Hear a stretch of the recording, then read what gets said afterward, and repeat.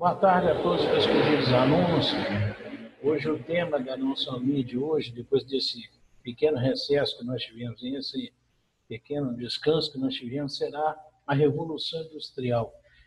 É um acontecimento emblemático, né, que é mais um capítulo da consolidação da burguesia como classe hegemônica. Eu uso muito essa palavra hegemonia e eu tenho uma certa preocupação com ela, elucidar ela direito.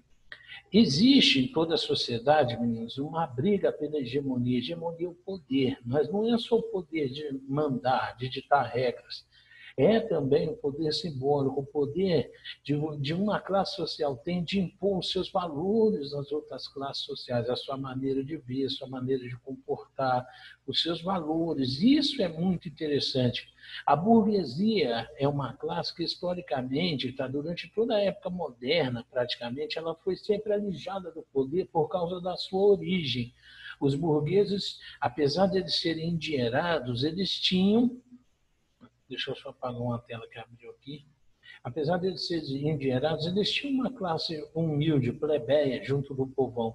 E eles sempre encontravam os palácios fechados para eles. Só que ao longo do tempo, principalmente da Idade Moderna, século XIV, XV, XVI, XVII, XVIII, eles conseguiram impor, eles conseguiram ter vitórias constantes e conseguiram se consolidar enquanto classe social e ter a hegemonia da sociedade, ter o poder de fazer as leis, o poder de ditar as regras, o poder de digitar as normas de comportamento.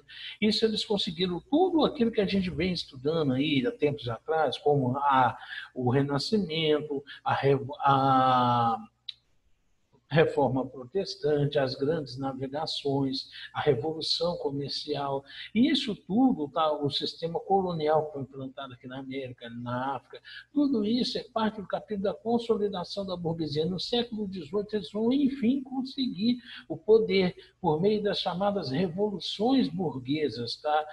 A primeira aconteceu na França, que a gente já falou, já conversou sobre isso, mas hoje nós vamos falar sobre economia propriamente dito, sobre a Revolução Industrial. O que foi a Revolução Industrial, professor? Se eu pudesse simplificar isso numa palavra para vocês, de uma maneira bem enxuta, é o nascimento das fábricas, numa expressão bem enxuta. Revolução é isso, a Revolução Industrial foi isso. É o nascimento das fábricas. Nós estamos tão acostumados com indústrias que nós achamos que o mundo sempre foi assim. Não era assim. Foi a partir do século XVIII que as indústrias se consolidaram como unidade de produção mais famosa e mais eficaz. O que define uma indústria, professor? São as unidades de produção, onde a maior parte do trabalho é feito por máquinas. São máquinas que substituem os homens, conseguem produzir numa velocidade muito grande e numa quantidade maior ainda. Nós vamos ver que essa afirmação da máquina de substituição ao homem muda todo o sistema mental daquelas pessoas, e a burguesia se consolida de vez como classe hegemônica, como a classe mais poderosa da sociedade. O mundo que nós vivemos hoje é o mundo burguês. Desde o final do século XVIII acontece assim. O século XIX todo vai ocorrer as chamadas revoluções burguesas, que nós vamos conversar muito sobre isso em aulas futuras. Para facilitar, nós vamos estudar isso mais a fundo agora, para facilitar o nosso entendimento, eu vou recorrer aquilo que eu faço sempre com vocês, alguns slides, algumas projeções, lembrando sempre que eu pego na internet, isso não é um trabalho feito por mim. Eu faço a garimpagem, vejo um trabalho legal e sempre gosto de acreditar o dono. Hoje nós vamos de novo usar o material do professor Tarcivan, que é o professor da Paraíba. Eu já tenho usado o material deles em várias aulas, é muito bacana, é bom mesmo. Facilita bastante o nosso entendimento. Deixa eu colocar lá.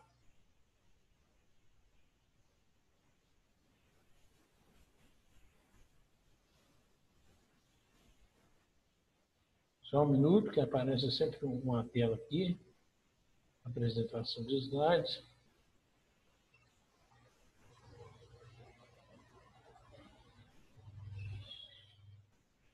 Pois bem, aí está a capinha do trabalho do professor Tarcivan, a Revolução Industrial, o nascimento das fábricas. Vamos dar uma olhadinha aqui primeiro. Vamos lá. O professor diz o seguinte, e eu concordo com ele. Revolução Industrial. É o conjunto de transformações técnicas, econômicas e sociais caracterizadas pela substituição da energia física por máquina, da ferramenta pela máquina e da manufatura pela fábrica. O que determina uma fábrica é isso, a maior parte do trabalho é feito por máquinas. Houve diversas transformações sociais, políticas e econômicas trazidas pelo advento das indústrias. Vamos ver lá, primeiro pontinho aqui, ó.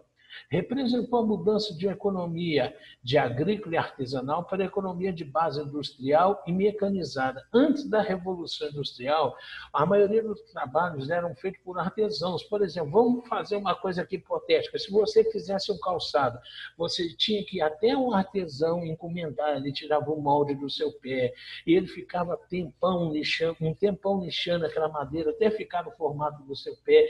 No final de muitos dias de trabalho, ele fazia um calçado para você. Era um trabalho exclusivo, era um trabalho caro. A maioria das pessoas nem tinha acesso àquilo, tá? E era um trabalho demorado e a qualidade nem era tão boa. Se a máquina vai produzir muito em maior quantidade. Mas não vamos cair na sedução, assim, já de montar na nossa cabeça que a máquina foi uma maravilha, não. Ela tem seus pontos negativos também, que nós vamos ver nessa aula também. A substituição do trabalho artesanal pelo trabalho mecanizado, é o que eu disse, vamos voltar para a nossa historinha aqui, esse mesmo artesão que faria o sapato para você, agora ele está desempregado. Esta mudança iniciou na Inglaterra, em meados do século XVIII. Uma pergunta que cai muito, tá, gente, nas provinhas é o seguinte: por que foi na Inglaterra que aconteceu a Revolução Industrial? Não foi em outros lugares, em outros países. Nós vamos ver que ela já preenchia no final do século, na segunda metade do século XVIII, muito antes de todas as outras nações, ela já tinha diversos, assim, como é que eu vou dizer assim, quesitos que favoreciam que ela saísse na frente, na largada pela industrialização.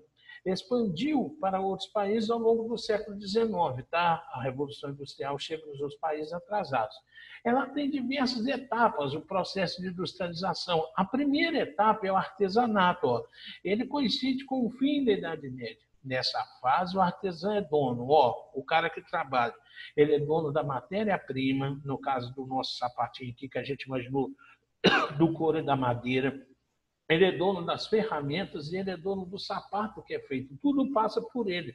O artesão executa todas as fases e tem o controle do processo de produção, era uma oficina, era assim que funcionava. Depois vai vir, com a revolução comercial, com as grandes navegações, vai vir a maquinofatura. O trabalhador é dono da máquina, dos instrumentos de produção. Ricos comerciantes são donos da matéria-prima. E os ricos artesãos são donos dos instrumentos de produção. Agora, não é mais aquela oficina familiar que trabalha o sujeito e o filho dele, mas o ajudante. Agora você tem no mesmo galpão várias pessoas trabalhando. Eram oficinas compostas por um grande número de operários e ferramentas, coordenados por um gerente.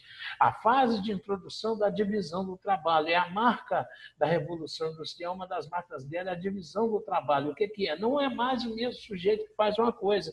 É um sujeito que corta madeira, um sujeito que lixa, é outro sujeito que lixa, outro sujeito que pinta, outro sujeito que coloca na caixa, outro sujeito que coloca essa caixa na estante para ser despachado. Essa divisão do trabalho faz com que o serviço ande muito mais rápido, tá? Ela potencializa muito mais em termos de tempo e produção aquilo que a indústria está fazendo. A terceira etapa, que é a que nos interessa, é o uso de máquinas e fábricas, a separação completa dos meios de produção do trabalhador. Agora, o trabalhador não é mais dono de nada, ele não é mais dono daquilo que produz, ele não é mais dono da ferramenta, ele não é dono do trabalho final. O homem é simplesmente operador na máquina. Se ele adoecer, o que faz? Colocar um outro homem operando aquela máquina. Ele é totalmente desligado do processo de produção. A única coisa que ele tem para vender é a sua força, ele não tem mais nada. O regime de trabalho é assalariado, a partir de agora as pessoas passam a trabalhar recebendo por dinheiro, por isso, e a divisão do trabalho aumenta, e a produção e os lucros são revestidos em mais máquinas, mais equipamentos e mais fábricas. Aqui tem uma divisão clássica da Revolução Industrial. Geralmente, tá, eu não gosto de fazer essa divisão, não, porque cria muitos problemas para vocês, mas vamos falar aqui, para tornar fácil vocês, eu acho legal o seguinte, você fala assim, o que diferencia a primeira da segunda para a terceira? O professor que fez a divisão bacana, mas eu acho legal você se ater mais à questão que do combustível. Vai ser legal, tá? Vamos falar sobre isso. Ó. A primeira Revolução Industrial, que é a que nos interessa, ela teve início em 1760, por aí, essas coisas não têm uma data certa. As principais matérias-primas é ferro, carvão e vapor. É a revolução da mecanização da produção. A partir de 1850 vão aparecer outros ingredientes na linha de produção como combustível. O aço, o petróleo, a eletricidade e a revolução da produção em massa. Aqui consegue se produzir em muito mais quantidade a segunda.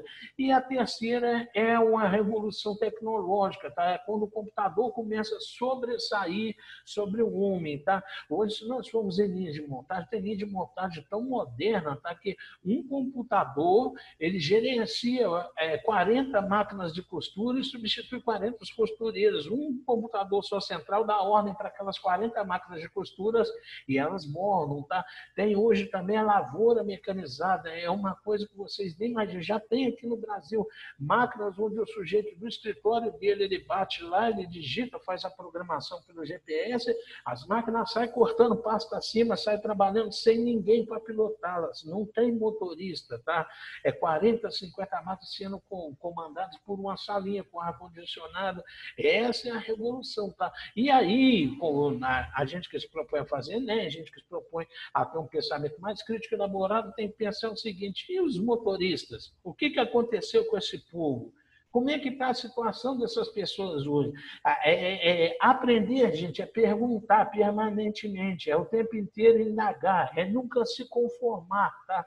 A situação nunca pode estar acabada. O dia que você achar que a situação está acabada, que você não precisa aprender mais nada, alguma coisa de errada com você. Então, vamos deixar essa pergunta, é muito interessante. Tá? E esses caras que hoje, dessas máquinas que eu estou falando para vocês, que estão chegando ao campo, tá? Com uma facilidade enorme, hoje em dia tem facilidade de crédito, todo mundo numa velocidade muito grande. O que está acontecendo com aqueles homens da roça que dirigiam o trator, que trabalhavam na enxada? O que está acontecendo com eles? Tá? No caso do Brasil, eu já antecipo.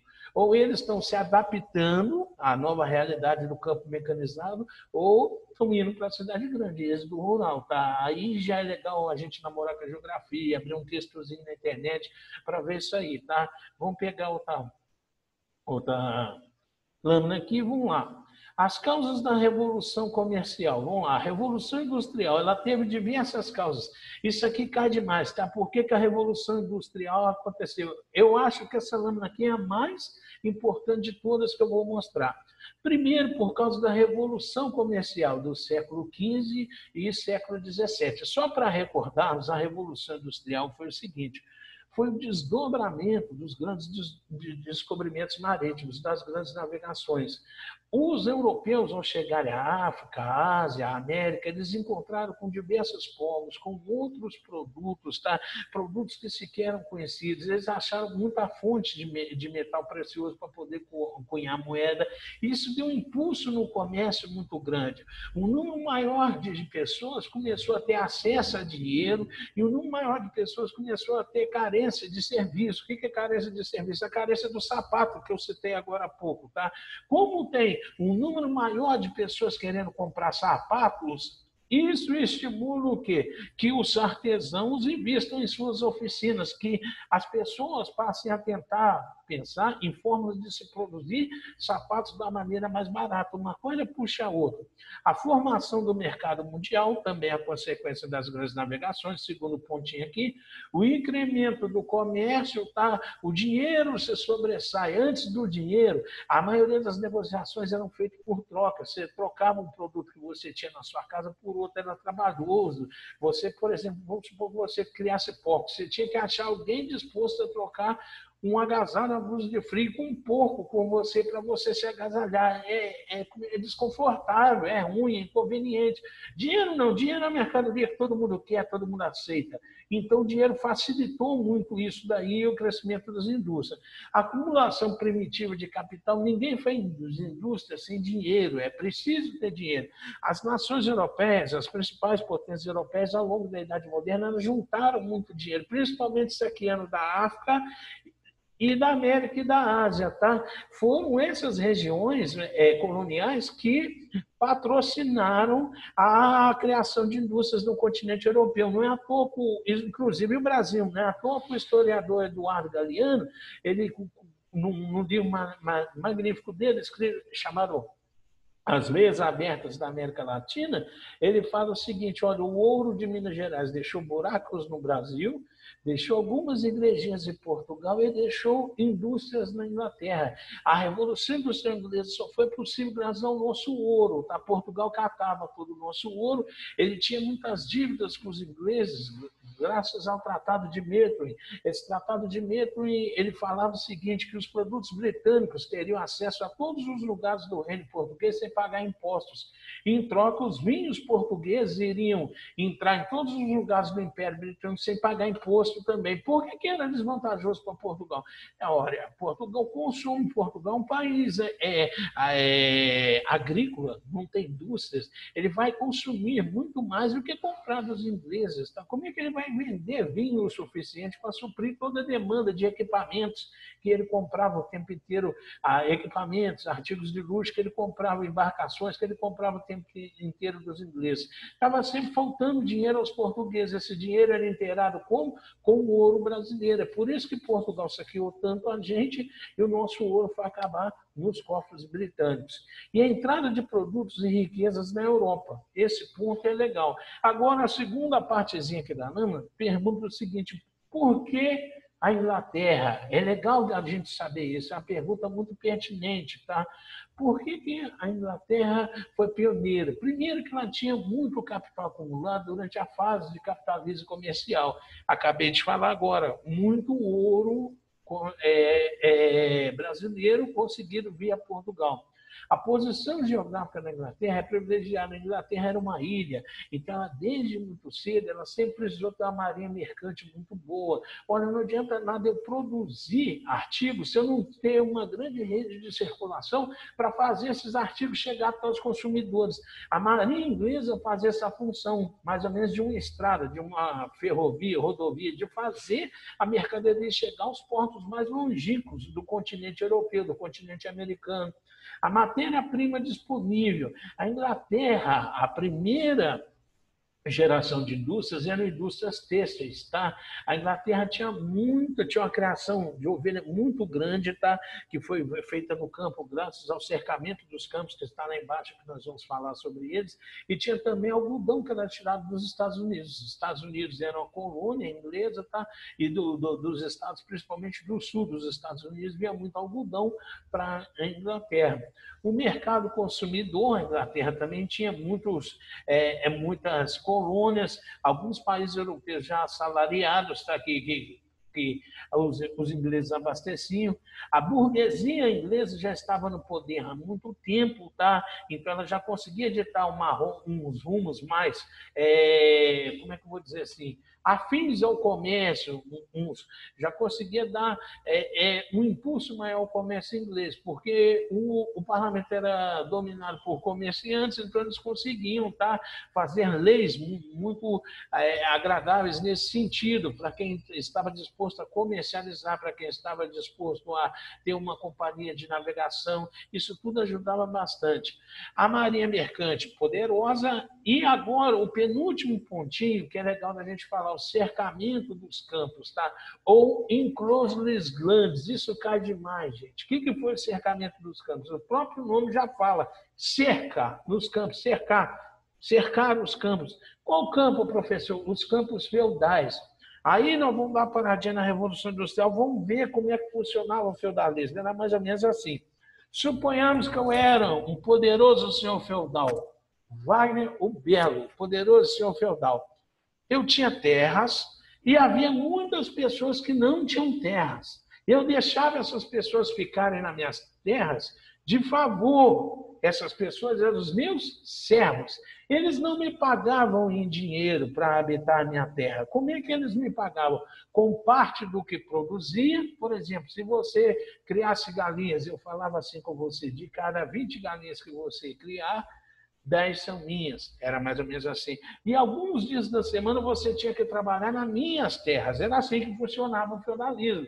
Não tinha dinheiro, era um trato oral, tá? Não tinha documento nenhum, era toda uma relação social baseada na oralidade e na tradição. Era assim que acontecia, tá? O que foi o cercamento dos campos? Foi o dia que eu peguei, cerquei meus campos e toquei vocês todos de lá.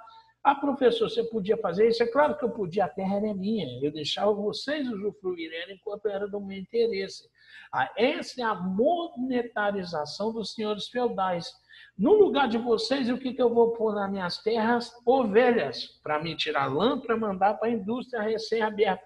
E vocês, que antes tinham sua casinha, que antes tinham sua vaquinha, vocês todos vão ter que migrar para as grandes cidades para não morrerem de fome. E lá nas cidades, qual que é o destino que tem para você não morrer de fome? A porta da fábrica recém-aberta. E aí nós chegamos lá no último pontinho, disponibilidade de mão de obra.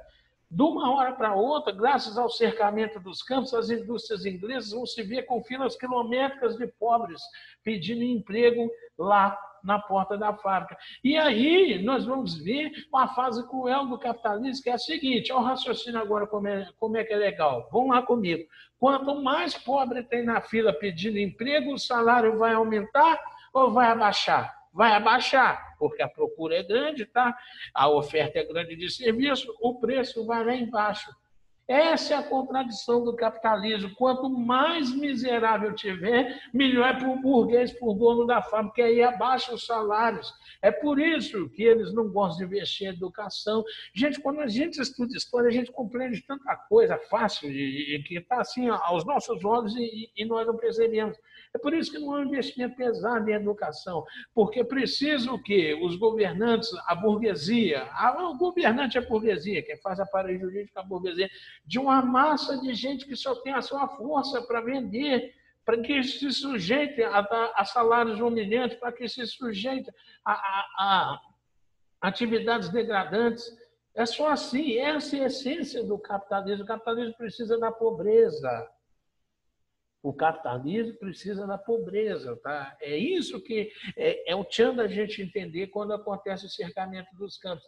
Então, se a gente for ver o cercamento dos campos, a expulsão dos servos das áreas feudais, ela tem a fábrica lucrou triplamente, lucrou porque ganhou mão de obra em abundância, a lã, lucrou porque conseguiu mão de obra farta, está um exército de pobres, e lucrou também porque o salário foi lá embaixo. Pronto, resolvido todos os problemas. Já tem matéria-prima, já tem mão de obra, já tem fonte de energia, já tem rede de distribuição, não tem como isso dar errado, tá? Já tem todos os quesitos necessários. Agora é legal para a gente ver as consequências da Revolução Industrial. Primeiro, a consolidação da burguesia. Agora, aquela pirâmide que a gente conhece, social, que está assim lá no topo, ó, clero, embaixo nobreza e abaixo o povão, servos e burguesia, tá? Aquela pirâmide social, feudalismo. Ela acaba. Agora o mundo é dividido em duas camadas bem nítidas. Lá no topo, a burguesia são os donos dos meios de produção, os donos das fábricas, escolas, farmácias, hospitais. São aquelas pessoas, os donos dos bancos, o dono do dinheiro, do capital, o dono das máquinas. E quem não é isso? É proletário, não tem meio termo, tá? Se você ou qualquer indivíduo vende a sua força para receber um salário no final do mês, ou para receber uma comissão, qualquer coisa que seja, você é proletário. Toda a classe que precisa trabalhar é proletária. E todo mundo que é dono dos meios de produção é burguês. Só tem uma vantagem em relação ao feudalismo, que existe o que dentro dessa pirâmide social? A possibilidade de se você mover socialmente, de você ser um sujeito do povo e pular lá para cima, ou de você ser da burguesia e quebrar, tá? É o que acontece mais. Existe essa possibilidade, ao cuidado da minha palavra, eu não estou falando que esse é um cobertor que vai cair em cima de todo mundo, não, tá? Existe a possibilidade de você ascender socialmente na nossa sociedade. O aumento da produção, segundo pontinho, de mercadorias em menos tempo, a maior concentração de renda na mão dos donos das indústrias, da burguesia, e a burguesia agora ela solapa tudo. A educação que nós temos é a burguesa, ela cria as pessoas para competir, não é para as pessoas aprenderem, tá? Acontece uma troca, você se esforça, você ganha uma nota, você não se esforça porque você quer aprender, porque você tem prazer, porque você gosta daquela matéria, é porque você quer ganhar uma nota para você ascender, para você continuar a sua progressão, tá? E futuramente você ter um diploma que vai abrir as portas para vocês. Esse é o drama de muita gente. O sistema jurídico, tá? Ele é feito para proteger os graúdos como é que fala?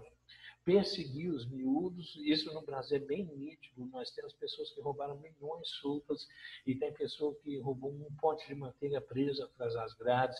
Então, o sistema jurídico ele é burguês, é a burguesia que dita as normas todinhas, tá? E até as próprias normas que eu falo que é proibido, que pode acontecer, o que não pode acontecer, o que é ilegal, o que não é ilegal. E até as normas de comportamento, dessa competitividade absurda que nós vemos, é um valor burguês. Esse consumismo absurdo que todo mundo quer ter, e acha que se não tiver não vai ser feliz. É a maneira burguesa de ditar. O burguês vive do comércio, então é interessante que você esteja sempre consumindo para que ele ganhe dinheiro e ele enriqueça, tá? E nada na vida é por acaso, gente, tá? Nada na vida é assim, obra, vamos colocar assim, como muitos falam, é porque Deus quer. Não é assim que as coisas funcionam, não, tá? Então, hoje, o mundo que nós conhecemos é um mundo burguês. Passa a ver um filmezinho com esse olhar, passa a ver uma novela com esse olhar, você vai entender muita coisa que eu estou dizendo. É sempre, por trás de tudo, tem uma ordem imperativa. Consuma, consuma, consuma. E os problemas estão aí para a gente ver, né? Nem todo mundo consegue aguentar esse ritmo e nem a natureza aguenta também esse ritmo desenfreado de consumo, tá? Isso é uma coisa que tem que ser questionada também para quem quer ter uma visão além assim da superfície, tá? Quem se propõe a fazer uma faculdade, fazer um vestibular, tem que ter uma consciência sobre essas coisas também. Vamos lá. O avanço dos sistemas de transporte, principalmente o ferroviário, o marítimo e a vapor, tá? Eles investem muito em tecnologia para fazer o quê? Que as máquinas sejam cada vez mais eficazes e que o transporte seja cada vez mais barato e rápido. O crescimento desordenado das cidades, gerando problemas das submoradias entre os outros. Agora, meninas, esse quarto pontinho aqui, quarto não, quinto, esse sexto pontinho aqui vai ser muito interessante, tá? Da gente estudar. Esse sexto pontinho aí é a urbanização. A urbanização, a maioria das pessoas passam a morar no mundo em cidades a partir desse momento da Revolução Industrial. As cidades crescem muito, os bairros operários, que a fábrica está aqui, em volta dele cresce aqueles bairros operários de pobres, tá? E os bairros operários, gente, era assim uma calamidade, tá? Como eu falo, imundos, terra batida, sem esgoto, casas superpovoadas. Lá na Inglaterra, eles estudam esse período, eles chamam de período das camas quentes, que as camas não esfriavam, moravam embaixo do mesmo teto, costumavam morar 8 famílias, 12 famílias, que levantavam um pobre da cama, o outro vinha e pulava. Por isso que chama período das camas quentes. Muita gente mutilada por causa dos trabalhos nas fábricas. Nas fábricas havia exploração da mulher, não havia paridade, a mulher recebia menos pelo simples fato de ser mulher. Eram abusadas nos locais de trabalho pelos proprietários e pelos seus agregados. Exploração do trabalho infantil, um número enorme de acidentes de trabalho. Não havia nenhum direito trabalhista. Tudo que nós conhecemos hoje como direito trabalhista, o povo conseguiu ir para a rua, enfrentando polícia, enfrentando patrão, autoridade. Muitas lideranças trabalhistas morreram nessa época, tá? Uma delinquência enorme, um número de suicídio enorme, tá? Delinquente nesses bairros, tá? Uma imundície, doenças, tá? Causadas à falta de dinheiro, não é porque eram pobres, é a pobreza. E agora eu convido a vocês o seguinte, a gente fazer um pensamento mais elaborado, mais legal, e ver o seguinte, o sistema mental dessas pessoas. Até outro dia, essas pessoas tinham sua casinha. Até outro dia, essas pessoas estavam lá no campo, elas tinham sua vaquinha, tinha tudo organizadinho, elas eram regidas pelas leis da natureza. O sol nasceu, é hora de trabalhar. O sol foi embora, é hora de descansar. Era tudo muito simples, era tudo muito fácil. Agora elas caem numa linha de produção onde, se parar para ir no banheiro, é descontado o tempo, é descontado do salário aquele tempo. Trabalha numa linha de produção regida pelos apitos do relógio. Então, o relógio não era tão importante. O relógio, até essa época, só tinha um ponteiro na hora, não tinha um do minuto, não. Olha só que interessante. Mas agora, tempo é dinheiro, é a burguesia que dita isso. Antes da Revolução Industrial, o trabalho era visto como algo, um castigo, como desde da antiguidade, da Grécia Antiga, o trabalho era visto como a função, trabalhar, principalmente manualmente, de seres inferiores, de escravos, de pessoas inferiores intelectualmente falando. Agora não, o trabalho passa a ter a conotação positiva. A burguesia, junto com a igreja, cria todo um discurso de que quem não trabalha é vagabundo, quem não trabalha não vale nada, o homem de bem, ele é trabalhador, ele vai para a fábrica, fica um tempão lá trabalhando. Isso tudo, gente, é ideologia, tá? A burguesia, ela quer empurrar a goela abaixo das pessoas, que trabalhar no meio daquela loucura é necessário e é preciso, tá? E as pessoas acabam absorvendo aquilo, tá? Joseph Goebbels, o ministro das comunicações e propaganda nazista, tá? A segunda cabeça do partido nazista alemão, um sujeito que era PhD em filosofia. Joseph Goebbels falava o seguinte: uma mentira repetida todo dia acaba virando a verdade, tá? Qual que é a mentira da burguesia? É que o mundo certo é o dela, tá? A humanidade vem engolindo isso há quase 300 anos. E quem tenta viver diferente é chamado o quê? De alienado, de doido, de bandido, de marginal, de quem não vale nada, tá? É sempre essa construção de um discurso que de desmerecimento do outro, isso é estratégia de dominação.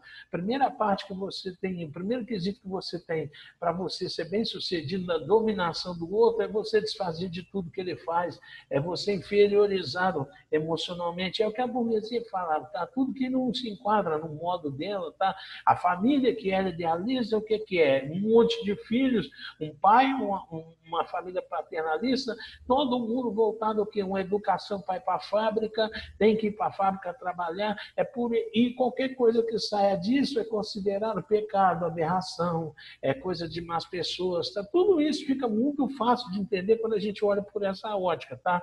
O aumento da poluição, a natureza agora começa a sofrer, tá?